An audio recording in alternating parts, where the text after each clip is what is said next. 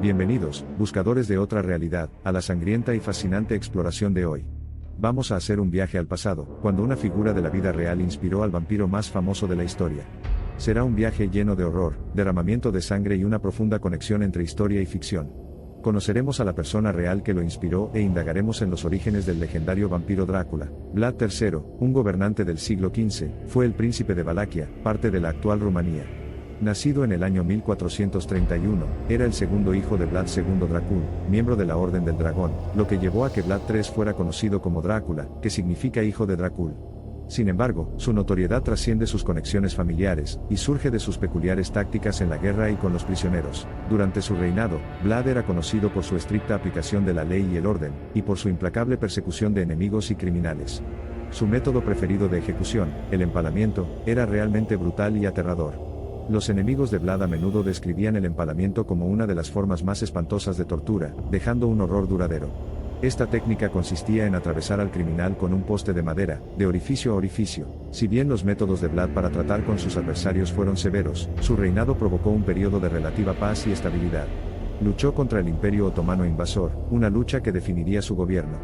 Fue durante estos tiempos tumultuosos que las hazañas de Vlad le valieron una reputación que resonaría a lo largo de los siglos. Avancemos ahora 400 años hasta el siglo XIX, para conectar la historia. Esta fue una época de gran creatividad e innovación literaria. Bram Stoker, un autor irlandés, se inspiró en las historias de la crueldad de Vlad y las personificó en una novela gótica, Drácula. Publicado en 1897, este cuento presentó al mundo un personaje icónico, el Conde Drácula, un vampiro intrincadamente entrelazado con elementos de la vida y el reinado de Vlad.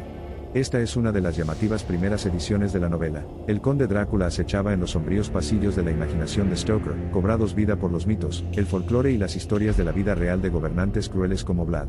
Mientras Stoker elaboraba su narrativa con Vlad como su musa indirecta, escribió la historia de un vampiro con nobleza heredada, un aire de carisma escalofriante y un gusto por la venganza sangrienta. La historia de Drácula tiene como telón de fondo la cruda Transilvania, un área estrechamente ligada a la historia de Vlad.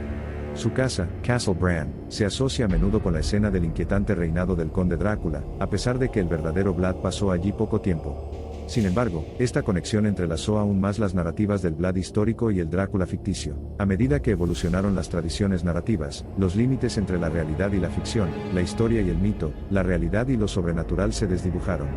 El mito de Drácula viajó más allá de las páginas de la novela, encontrando forma en varias adaptaciones en teatro, cine y televisión, perpetuando aún más la conexión de Vlad el Empalador con el conde vampiro, haciendo más profundas las raíces que los conectaban a ambos más allá de la vida de Bram Stoker. Curiosamente, el personaje de Drácula, un inmortal no muerto, fue testigo e influyó en muchos acontecimientos históricos. De manera similar, la espantosa reputación de Vlad continuó proyectando su larga sombra en las páginas de la historia mucho después de su fallecimiento. Ambas figuras, aunque ambientadas en épocas diferentes, están vinculadas por sus roles compartidos como gobernantes temibles cuyas narrativas se extendían a ambos lados de la delgada línea que separaba la historia de los escalofriantes cuentos de lo sobrenatural. A pesar del paso de los siglos, el aura de oscuridad, poder y crueldad que envuelve a Vlad y Drácula continúa cautivándonos. Mientras Vlad el Empalador era un hombre mortal que libraba batallas interminables, el conde Drácula era una leyenda inmortal con una sed insaciable de sangre vital. Su parentesco, intrigante pero inquietante, insinúa cómo la verdad y el mito a menudo se entrelazan, dando forma a nuestra percepción de la historia y la cultura. Al reflexionar sobre esta historia entrelazada de realidad y ficción, nos impulsa a profundizar en nuestras historias, a apreciar los papeles del verdadero Vlad y el ficticio Drácula en la configuración de la imaginación cultural, artística y literaria. Su profundo impacto nos recuerda el atractivo convincente de las narrativas oscuras, lo que nos empuja a cuestionar, explorar y sacar nuestras conclusiones sobre las historias que dan forma a nuestra conciencia colectiva. ¿De dónde vienen?